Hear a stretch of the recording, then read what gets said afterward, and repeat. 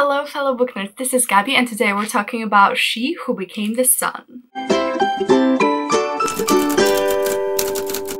Welcome to another video. Today we're going another dedicated review. I'm so excited. So every month you vote on what book I should review, and this month you voted for She Who Became the Sun by Shelley Parker-Chan.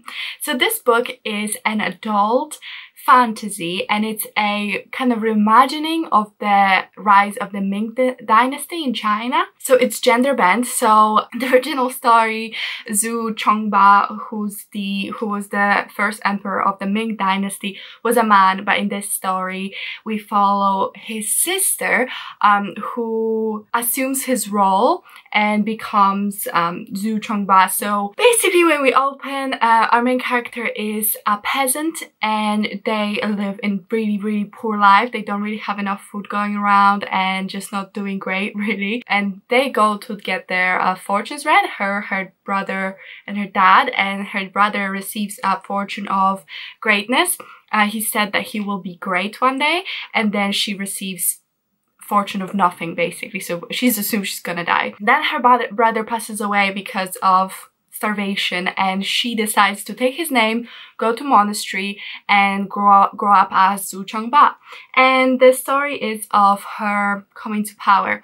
There are other characters as well. So we have another point of view character who's an eunuch and he's the general in the opposing army. So basically at this time in world history, what we consider China, they were invaded by Mongolia and there was like loads of different like smaller kingdoms and stuff, but basically Mongols were the ones ruling China at this point, and they were quite ruthless and they introduced the caste system.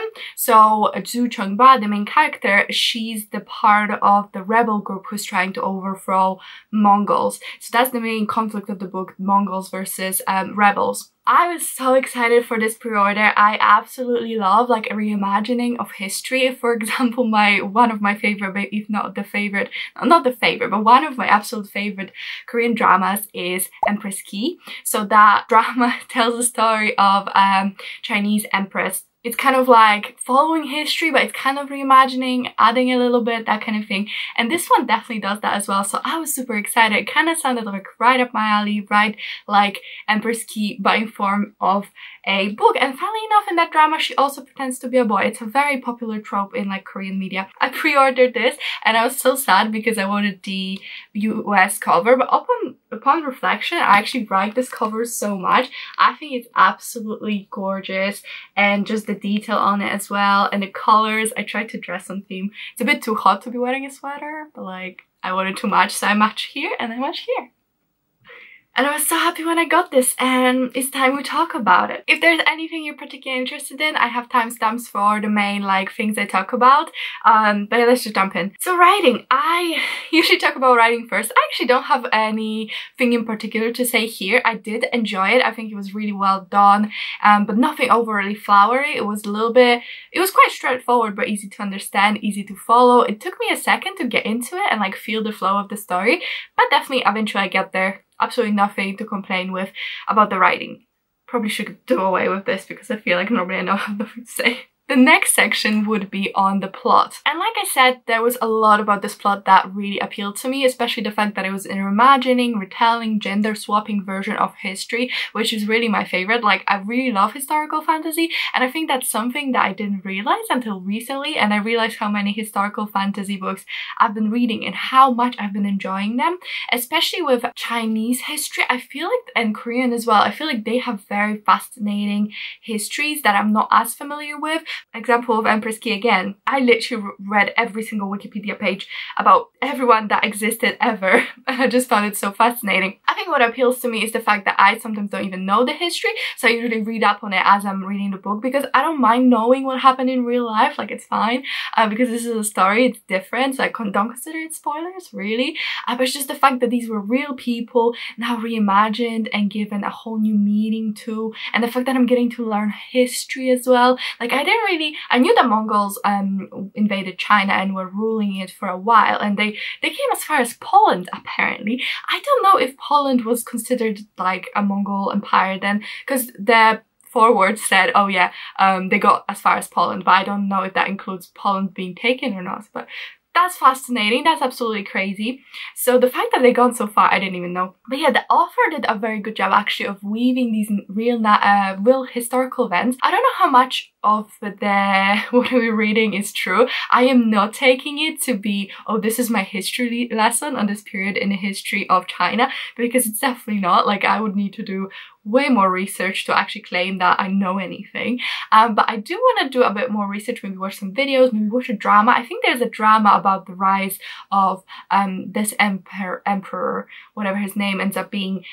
So I'm very fascinated to read that. But I think it was all weaved in very well. I enjoyed having the foreword to get a little bit of background on this period of history, because I assume the author is aware that not everyone will be familiar with it, and even if you are, it's probably quite a nice little reminder. So yeah, I really enjoy that part of like following along and being in this world that's so different than ours. All of that was really fascinating.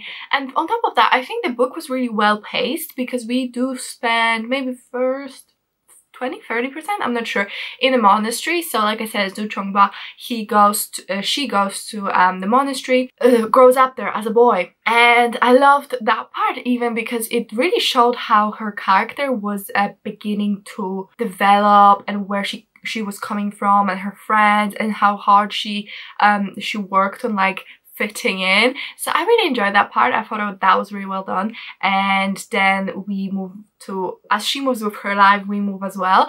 And I think when I end up, she might be around 20, I'm not sure, probably 21 or something. But it's fascinating, and it was paced so well. I feel like there can be a bit off track with that, because some people don't spend any time in the childhood, some spend way too much time in the childhood. But overall, I quite enjoyed how that was brought together. There's a lot of, not a lot, but there's a decent amount of battle scenes, but they were interesting because they weren't really focused on, I wouldn't say. It wasn't like, oh, this person fought with this person.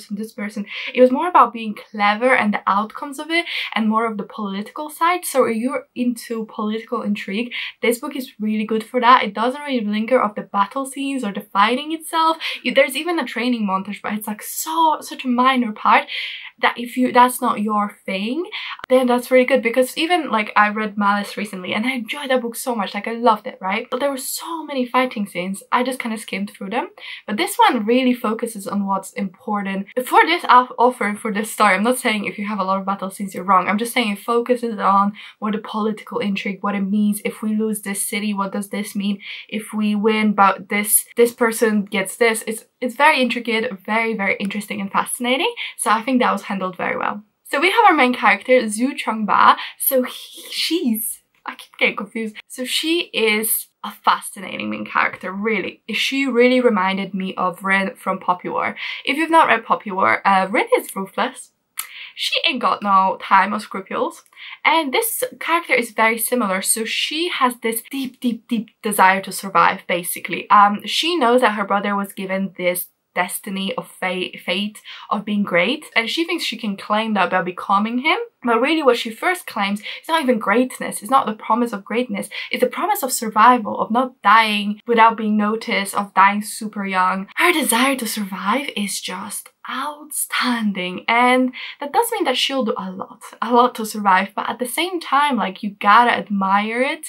And I just think she's so driven and so appreciative of life, I guess, just like clinging to life in any way, shape or form. And there's a lot of moral compromises being made, but I did really enjoy her character, actually, and I think she's smart, clever, which I really enjoy. And I don't mind if my clever characters are not necessarily the best, purest, brightest stars out there, you know what I mean? Like, they don't have to be good people for me to enjoy them. And I wouldn't call her a bad person, but maybe not a good one either. Like, this some questionable behavior. Very interesting aspect of her character is her gender identity. So like I said, she assumes the role of her brother, his name, and kind of claims his fate for herself. And she lives as a boy basically from ages, what, like 10 till right now. She lives as a boy. I feel like in a lot of times in these like girl pretending to be a boy situations, in like fantasy books or TV shows or movies, it's kind of like a stepping stone, but it's never really their identity. It's just them trying to like dress up and then move on with their life. So for example, if I think of, oh, what's that one? Project Runway, Ming's Mulan. She like pretends to be a boy, but it's not really her gender identity that's being questioned in any way. It's just that societal expectations were too harsh or whatever. So she has to move on. Same with the real Mulan story, or like even Empress Ki, yeah, they're all dressed up as boys, but they never really question their femininity. And this book is more about like gender queer person, really. Like Zhu is not really a girl, but she's not really a boy either, and there she does talk about her body dysmorphia without putting in those words, but essentially what is body dysmorphia, because she is so desperate to become her brother that she wants the body of the perfect man or whatever, and can't get that, and obviously there's not like surgeries or whatever back then. So yeah, it was fascinating to read about this gender queer protagonist that doesn't necessarily define it, but definitely is more on the male side, but maybe has the strengths of a female and learns how to utilize those. I absolutely found that conversation and that topic fascinating, especially because the author goes by she, they pronouns. So considering that they're also gender queer or to some extent non-binary, I found it fascinating that this main character also, it's not just like a costume, it's their identity, and they do prefer male clothes, but also living as a male and what that contains and all of that. So that was a fascinating start. And then we have Ma, who's the love interest, and that's where the sapphic romance comes from. So that was super cool to see. I really love them together. And Ma is definitely the compassionate, pure-hearted one to Zhu's ruthlessness, but I really liked her character. I like how she was utilized, and I like the ending especially. I don't know where that's going, but I really liked it. So that was really good props. I really like that. Then we have the eunuch. So the eunuch, the Ouyang, so he's basically the general of the Mongol forces, and when he was young, his whole family was branded traitors, and they killed his male family to the 9th degree, and they were gonna kill him, but instead they decided to make him a eunuch. I think that's how you say it, eunuch, basic cut off his private parts. And that's, that used to be a popular practice in olden China or whatever dynasty before this one, but the Mongols kind of did away with it. So it's considered like super shameful. And he's, like I said, the general of the opposing forces, and him and Zhu have this like, we are alike kind of moment, but they're also enemies, but I don't know where it's going. I found him really fascinating as well. He was definitely unlikable, at least I found him unlikable, but at the same time understandable. Totally got where he was coming from and found him really fascinating, really. So all the characters in this are just so intricate and fascinating and morally grey, and if you really want a morally grey story, this was the one for you, because I thought it was done very well and found it really compelling how they kept giving different parallels between different people and how they relate to each other. I thought that was done very well, and I found it super interesting. So themes, like I said, gender identity is a really big one, but I feel like I've already talked about it, so there you go. And then another one being really big one is like destiny and fate, and like claiming your destiny. Is it given to you or is it taken? And the heaven is like a really real concept in here. Like the heavens give you your fate and decide what you do, but you have to kind of decide that you want it more.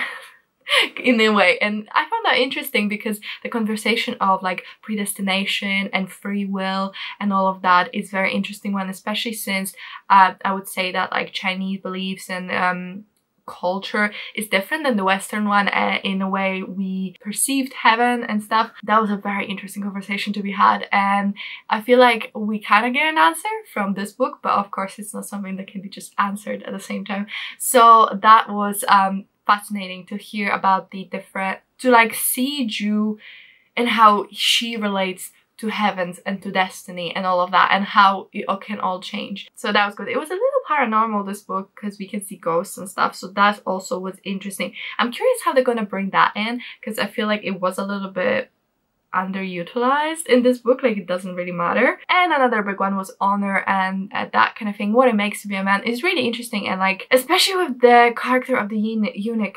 he's got very complicated past, feelings, future, all of that is super complicated, and it's all about like your family and how you belong to it. I actually thought it was very fascinating as well how adoption is kind of a common practice, or maybe not common, but it's a practice, and one of the characters is adopted into the family, and how that was handled and how they relate to him and stuff. Super good stuff. Just so interesting and fascinating. So that's pretty much all the things I want to talk about She Who Became the Sun.